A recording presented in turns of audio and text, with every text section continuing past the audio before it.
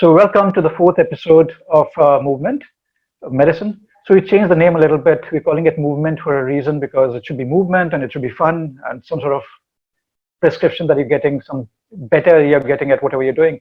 Today we have Dr. Kshitij Malik and Darren, my co-host, is anyways there. So before we get started, Darren, what is the situation like in UK right now with Boris Johnson and stuff? Yeah, so obviously the situation is changing pretty rapidly with the coronavirus outbreak. The number of deaths, unfortunately, has gone up quite considerably in the last couple of days. So yeah, as well, some of our senior ministers and the chief medical officer have also come down with coronavirus.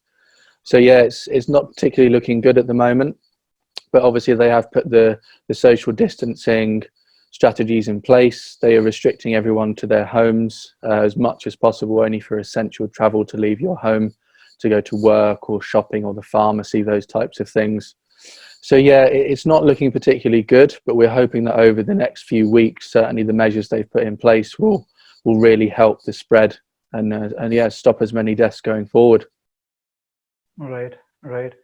And so Kshitij, come on and do just introduce yourself, please. And again, just to add to what Darren said, what's the situation like in India right now with this whole coronavirus? So hi, yeah, this is Kshitij, and well, I'm a medical doctor. I completed my MBBS from Manipal College. I was Rajat's junior. We never met in college. He passed out before I joined. And my postgraduate is from University College London, and that's how I have a connection with Darren also. In fact, I was the one who got Darren and Rajat introduced, yeah, some time ago. Now, coming to the situation of coronavirus in India, everyone knows what's happening in terms of, I mean, there's kind of news overload there. And honestly, if you ask me, I'm not keeping myself that abreast with the news. I would not know the specifics of how many cases and how many discharges. All I know is that people are trying their best to contain it at the stage that it is. And it is crucial, yes, but there's no reason to get your spirits low or spirits down for that. There are far more intelligent people than us who are worrying about it, who are working on it, who are sort of doing things about it. And we have a role to play as long as we are doing that. I think that's fair enough. So, yeah. So Kshitij, again, just carrying on, since we're talking about this whole, we're getting people who are on the journey of fitness, right?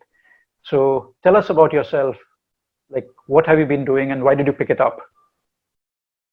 So I'm kind of, the right word that you used is journey. I'm still on that journey to an extent. I would not know the destination, even if there is a destination, or you sort of always be on a journey all your life, but as long as you're having fun, it's the right thing to do.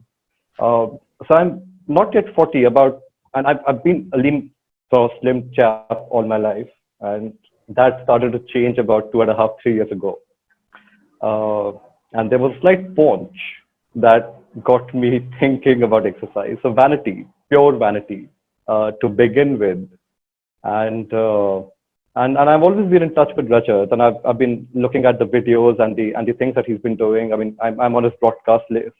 So it wasn't that I did not know what to do, just that there was this motivation or the spark that was missing.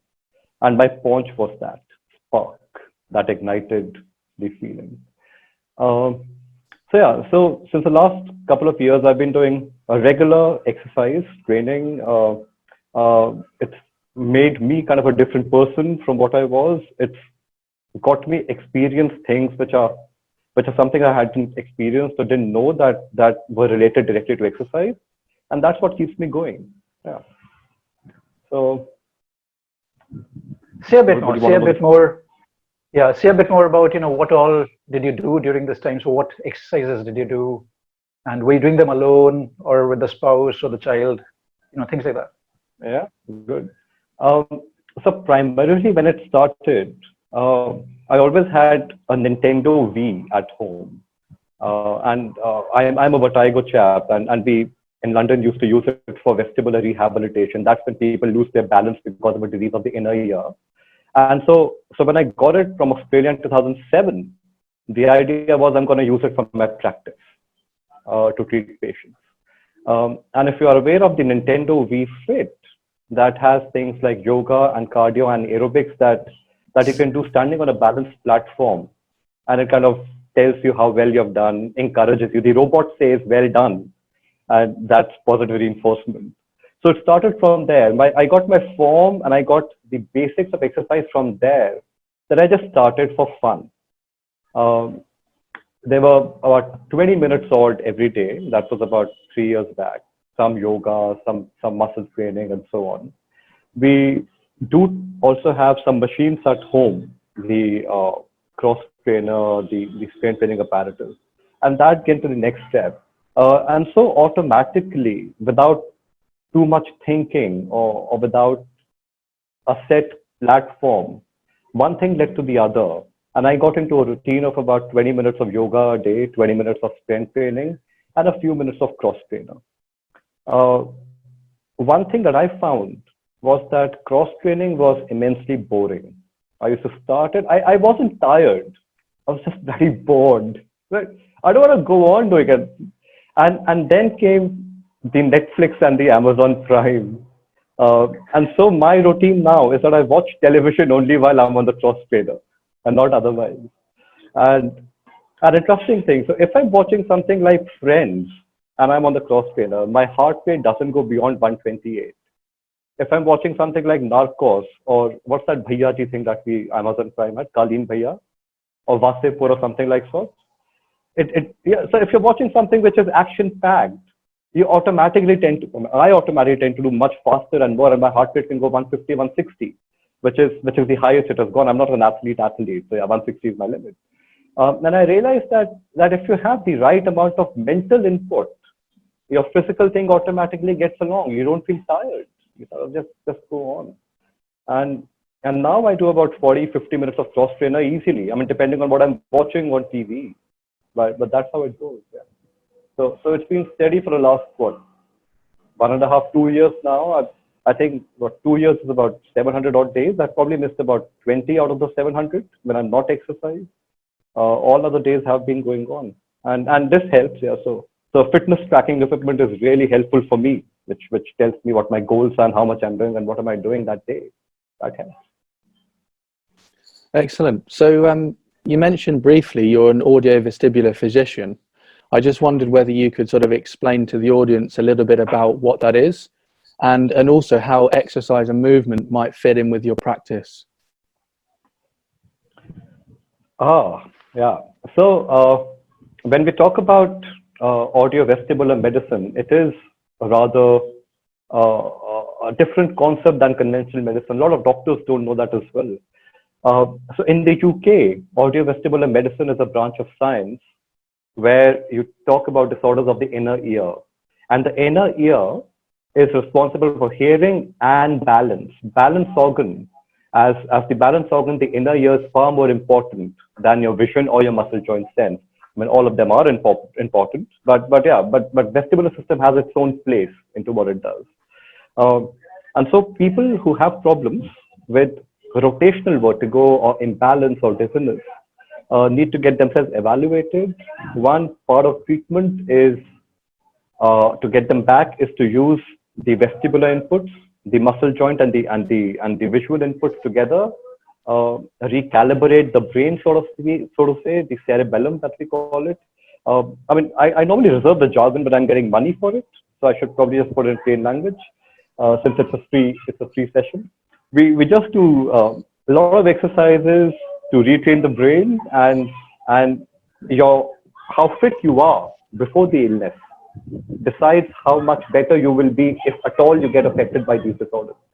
So somebody who's been exercising all his life and by some chance gets an injury of the vestibule or the inner ear, infection, so to speak, they would recover much faster than somebody who has had a sedentary life all along.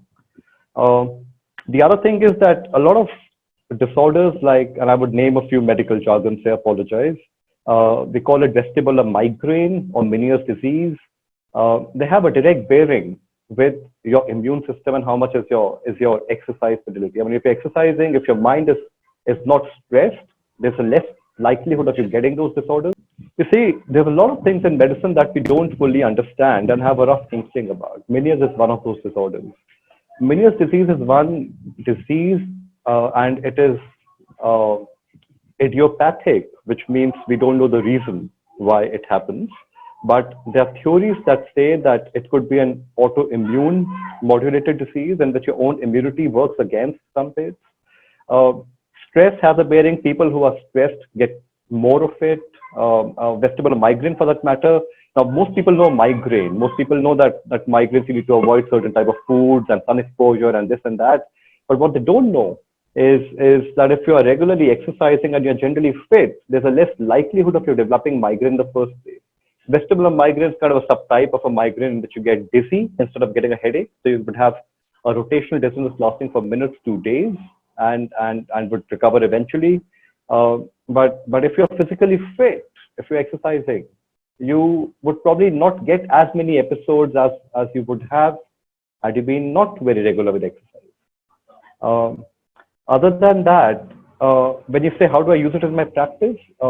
We also do a lot of hearing related services. So we have these geriatric population, and now it's getting less. I mean, we even get people in the 40s or 50s. And there are two parts to hearing.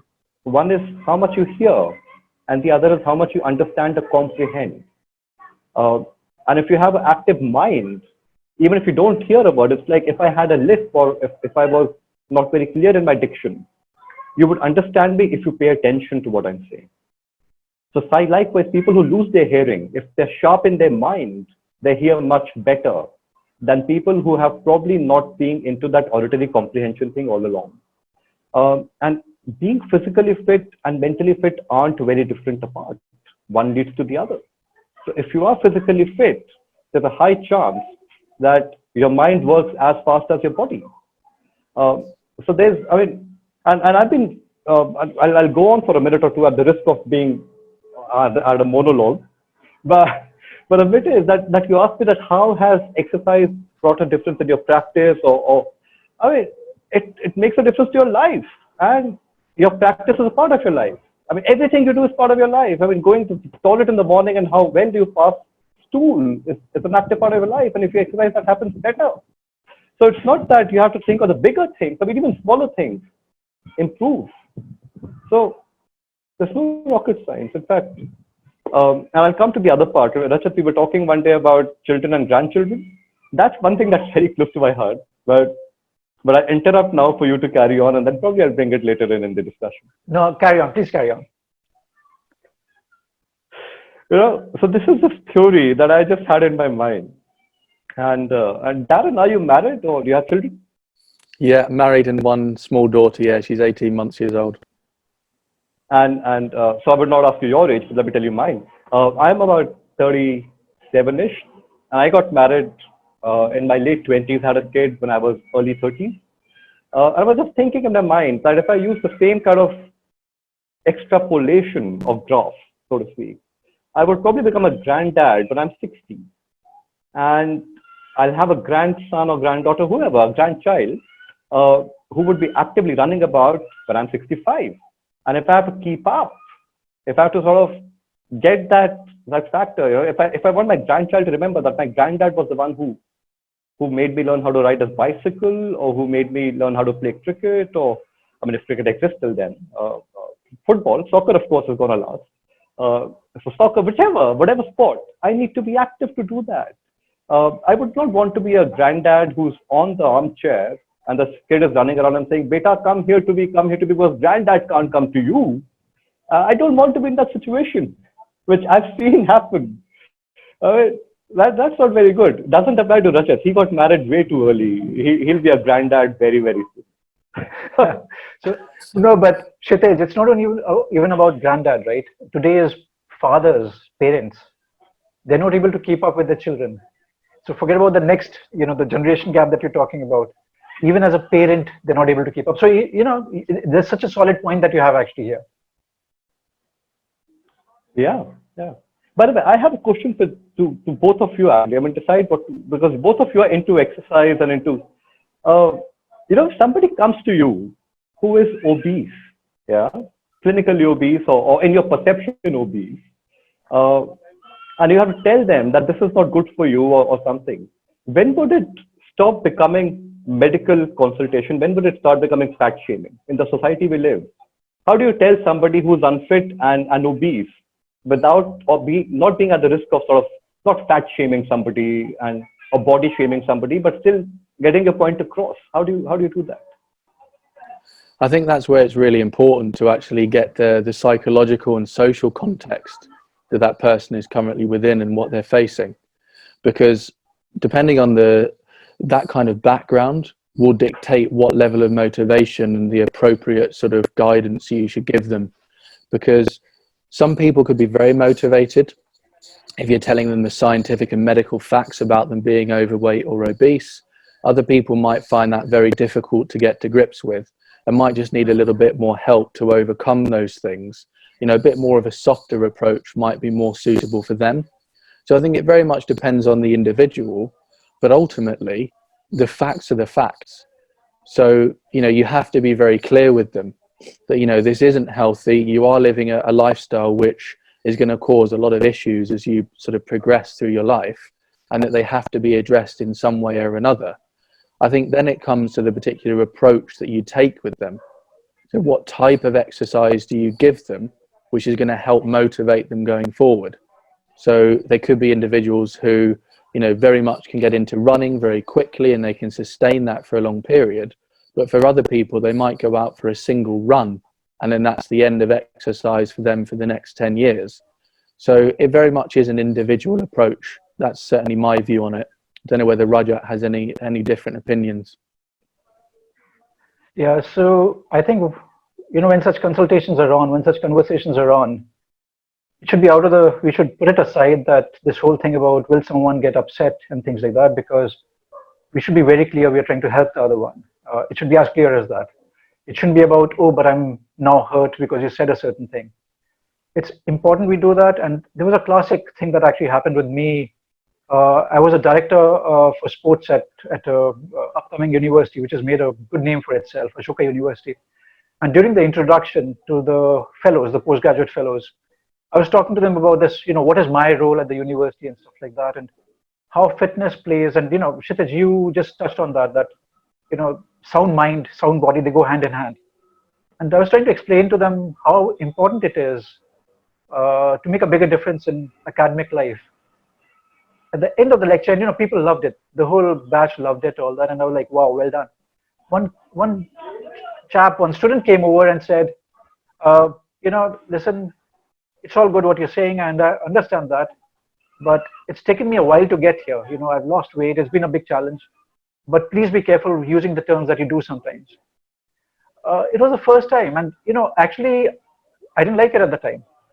Having said that, you know, yes, we need to be very careful, because after that, I've been more sensitized. You know, I kind of understood what he was talking about, and I've spoken to other friends. People who are obese, luckily, the three of us, our genes are, you know, favor us. So one thing is we need to understand thin does not mean fit, right? That's very, very crucial to understand. Sometimes someone can be a little plump, but yet fit. Okay, so those are things that are confusing anyways to start with. So we need to get that out of the way, say, listen, please don't have me on board if you want me to kind of, you know, be nice to you. We have a job to do. We have to look out for you, and let's talk about it. So yeah, we have to be wearing velvet gloves, as I say, which I really have to wear a few layers of, actually, me being me. Yeah, you know, it's not about someone feeling bad about it. We have a job to do. We should just jump in, get on with things. Perfect. Yeah. Right, yeah, so that's interesting. Go on. No, carry on. No, I was just going to say, yeah, about, you know, one question that comes to me is, you know, with your kind of work, how many people, because generally you said this to me, that it's general geriatric age group that comes to you. What about runners here? Because running is about one leg at a time, right? We're not kangaroos, right? So balance becomes very important for something like running. Do they come to you? Do they end up seeing you? So I tell you what, the two types of medical specialties. One is when, and that's rare, is when you can improve a healthy person's form and take them, that's a fitness medical specialty, in which a healthy person comes to you and you make them better. And the other type is that you get patients who are sort of fallen beyond what's the normative for health and under diseased category. They're not at ease. My specialty, patients would come when they can't walk straight. They would come to me that, I'm walking and I'm veering to one side, or I take a stumble, or I feel so giddy I can't get out of bed. That's the kind of medicine that comes to me, and I need to bring them in the normative curve. But I believe people who come to you are already doing A, sort of scoring A's in their tests, and they're coming to you because they want to get A plus or A plus plus. While people who come to me are kind of who would probably want to get passing marks. But I see what your question is. Now the point here is that, should I carry on? Yeah, carry on. See, balance again is an amalgamation of many senses, and the proprioception, the muscle joint sense that you say. People who have neuropathies or certain myelopathies, and neuropathy is when your nerves stop functioning. And if they have a peripheral neuropathy, they would stand on a stable floor, but they would not know whether it's stable floor or a foam mat, and they'll be very unstable. That's the kind of people I see. Runners coming to me for their balance, it hasn't been so all this while. And honestly speaking, even if they do come to me, I would need to upgrade my skills much more to be able to assess their problems, which you have. So if somebody comes to me who has great physical health and is still imbalanced, I would rather send them to you after doing my vestibular assessment, making sure that the ear system is working fine. But yeah, I see your point. So yeah, so my balance thing is related to pathological chiefly. No, I ask because we overestimate, we kind of think we are super fit. When I say we, I'm referring to the running community or, the exercising community. When I start assessing them, it's fascinating how 90% of them would not actually get an A, B, or a C, even though if they've been exercising for 10 years. It could be a D, E, or a F. And they are carrying imbalances and issues that have to be catered more from a medical perspective rather than just the fitness. You'll be surprised what percentages we're talking about, very high percentages, right? And balance is something that really... But I'll tell you something very, very interesting here. You see, when I'm using my balance, I'm probably using 33% of my inner ear, 33% of my vision, and 33% of my muscle joint sense. Kind of, so if you take one away, I still have 66% of the other two running, or sort of running as in working. Now, let me give you an example of a Kathak dancer. A Kathak dancer would take 25 or 30 spins, go round and round and round and round, and then just sort of stand in a warrior pose, absolutely still. Try doing that. Go round and round 30 times and then stop, and you'll be all falling apart. She does that because she's using her vision. She's locked her vision on something straight and is able to use that. Now, when we are training ourselves, we don't have that concept of training equally for all three senses. And there might be people who are more visually dependent, which means that if you're assessing them in darkness, there'd be people who will be more proprioceptively running, and you check them on a foam mat or on a grass surface, and they'll be. Now the vestibular thing is altogether separate thing. So yeah, so probably that balance needs to be there when you're talking about balance. Everything has to work equally, because if you take one away, there should be the other two which can take on the mantle and still support your balance. So when you're checking them, you have to check them in all three aspects. Yeah. Darren, from a fitness trainer's perspective, what do you have to say to this? Well, so my next question actually was going to be, so if a third of the contribution to balance is in the musculoskeletal system, then what would be your sort of prescription or recommendation to improve that?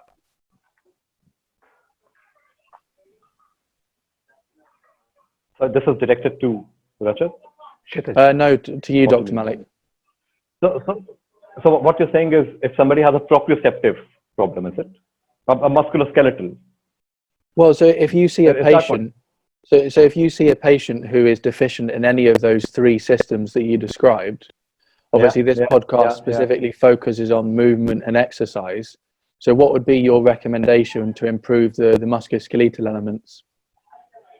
Right. So again, we should first differentiate between the sensory part and the motor part of the system. So one is the sensory part, in which the proprioception plays a role.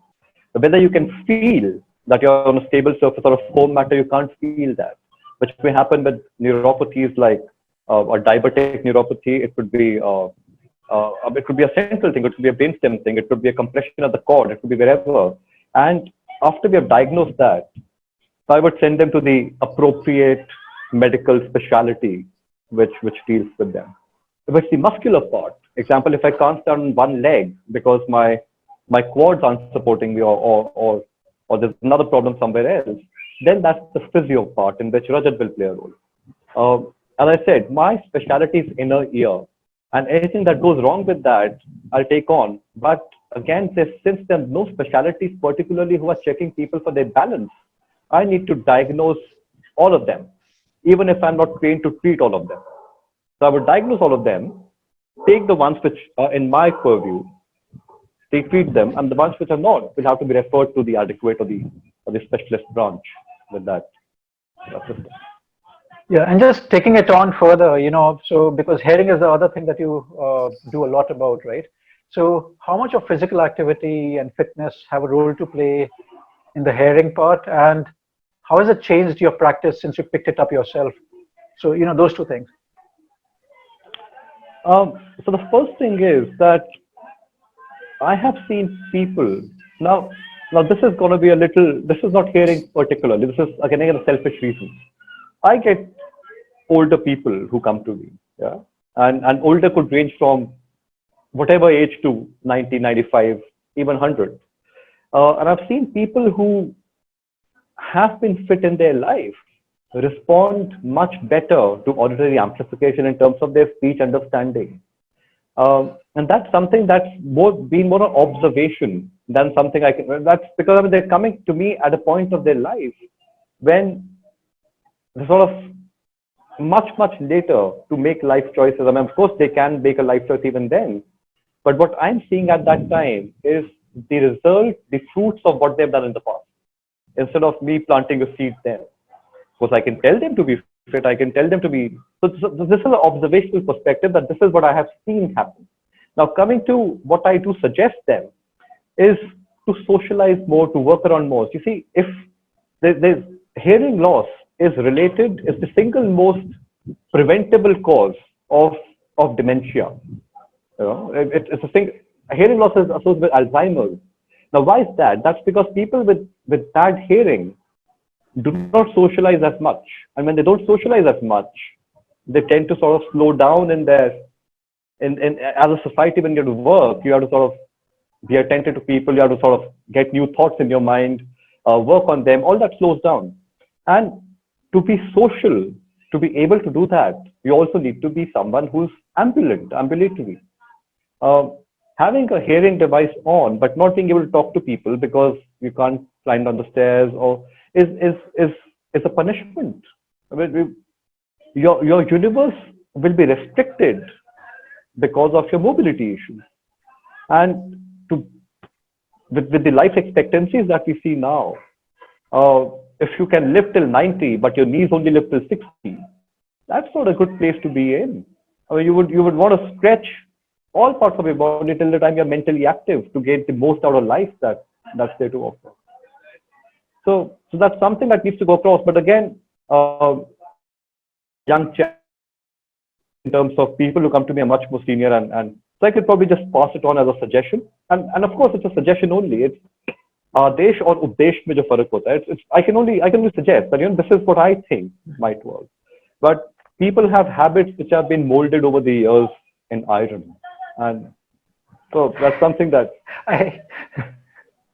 Nah, Kshitij. I disagree because the last bit, the rest of it is totally all cool. I get people, the oldest I've got is 95-year-old. And, even there, we were able to change habits. The only positive was he was excited. He was optimistic. He wanted to do it proactively. He didn't come for me to fix it for him. So that was the difference. But seriously, above 60, it's not such a big issue to get people started on exercises. So you better do that now. No, I think you're right. No, and I mean, I see what you're saying, and I see my bit is that you've been someone who's been there, done that, and when you speak from experience, you can take them in a certain way. I have another, I have been an exercise person, person who wants to be fit for pure selfish reasons. I haven't been propagating it to the community. I've been doing whatever I've been for me and my family. And sometimes giving an advice, a strong advice based on a limited experience can do more harm than good. I mean, if I ask somebody to go out and do this, and they break something, that's not going to be so. So what I would rather do is send the person to you. Thank you. He can make you. And honestly, I've been doing that. I don't know if he's getting patient, but I've been doing that. To go back to a point that you made as well, though, about the importance of social interaction, I think, exercise, movement is the perfect vehicle for that. So, it's obviously difficult to consider that at the moment, given that we're on lockdown and we're all homebound. But, just going out for a walk, you're going to meet people, you're going to be able to interact with people. Going in a running group, attending a fitness class, something like that, is the perfect vehicle to actually have social interaction with other people.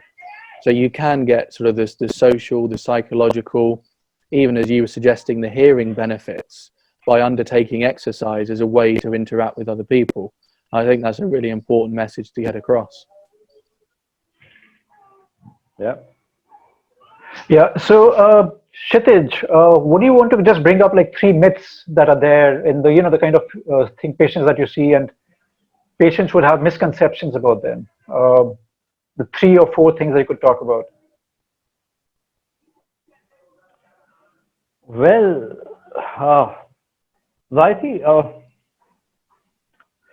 myths that you say. Yeah.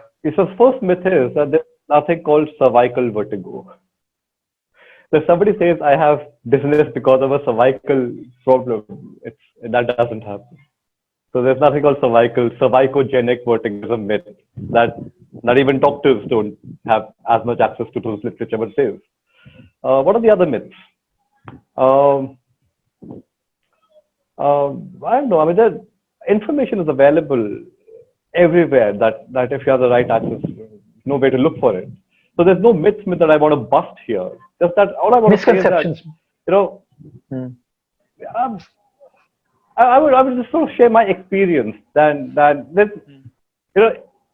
a lot of people would tell you that if you exercise, this will happen and that will happen, and of course they're right. But that's their experiences, and sometimes linguistically we can't really bring them across as well. All I would want to say is, if you don't exercise and you feel motivated to do it, choose any exercise that you would love doing. Just not for the heck of it. I mean, choose anything, be it a sport or anything, and you'll see the differences that happen in you, and they'll surprise you. That's my experience that I want to pass across to everyone. I don't want to sort of tell you that it'll start winning gold and silver and iron. The magic that will happen is something that you have to experience from within, than something that you can read in books or people tell you about. So do bring up activity in your life, and you'll have great. I mean, whatever you do. I mean, Darren's been asking things like, how has exercise made X better or Y better? Z better? Exercise just makes everything better. I mean, anything you put your hand to it, it just makes it better. Be it your emotional health, physical health, anything that it's gonna get better. That's just it. And that's what I've experienced over time. And that's what I would want everyone to experience in your own way, however you want to do it. That's all. Fantastic. I think before we go, it would just be unwise of us to comment on the thing that you've got on the wall behind you, given that we've been talking about balance. Cycling. Yeah. I have a couple of these. This is Queen. I want to ride my bicycle. So this goes in 2 ways. This goes musically, and my taste in rock and my taste in exercise both go along. But I do have some pictures I wanted to share with you today that Rajat asked me to make some small things about exercise, and how we have brought it on in my. Is it okay if I share screen? Does that work like that? Yeah. Just give me a sec. Here we are. So, can you see my screen? I'm not sure. No. Okay. Should have practiced this beforehand, isn't it? Never mind. No, so just explain the picture. So what we'll do is we'll have the yeah. Doesn't matter. So what we've been doing in this lockdown thing is that I've got finally a chance to teach my sons tricks as in bits that I probably wouldn't have had the time to. I mean, now he can do great squats. He's learned how to cycle without the two appendages that go on the sides. Yeah, even an old driveway for that matter. We've got these great stores now, these great sports stores that so technology sort of gave us the television to be ideal with, but it's also given us things like the cross trainer, elliptical, and other things which you can use. So we have a cross trainer that is a big part of what we do in terms of exercise. And I mean, there's so many indoor things that you can go to Decathlon and buy. I mean, we have the small tennis trainer. You know what? Have you seen that? So it's a small thing that you put water in, becomes heavy, has a wire to it, a elastic string, and you can practice tennis on that. I mean, so many those things that are possible during this lockdown. And I had this small video to show. And why don't you start speaking and I'll try doing that again? Yeah, do that. So anyways, the cycling bit, it's Einstein, right, who said life is like cycling. You know, if you don't keep paddling, you'll fall off or something like that. So, that's right. Yeah, that's awesome. Kshitij, even if the video doesn't play, what we'll do is we'll insert it anyways at the end here. So why don't you describe it? Fascinating. So there's nothing to describe really. The video really, it's not a video. I mean, there are a few things that you can see. So it's the son doing planks. It's the son playing tennis. It's him doing a little bit of cycling, playing badminton. You know, these fascinating small badminton nets that you can get from Decathlon, smaller than a golf kit, but can open up and become a full badminton net. So fascinating things. And I just want people to know that these things are available. I mean, go out and have fun during the lockdown. You can order, apparently. Decathlon is closed, but you can order down. I mean, they're still delivering, I believe. I don't know. I'm not sure. You'll figure out. I mean, even after the lockdown. So Darren, the interesting bit is that after the lockdown finishes in the month of October, whenever it finishes, as in when we reach October, the air is so bad that we are locked down anyway. And we need to have these indoor things to keep ourselves busy or to be able to exercise, because the air quality is pathetic during that time. And yeah, just incorporate these things at your home and have fun. That's all. Yeah, just enjoy yourself. So there's another chap, just like Einstein, you could Einstein, another chap who said, no man is a failure who's enjoying himself. And that was, I think, Emerson.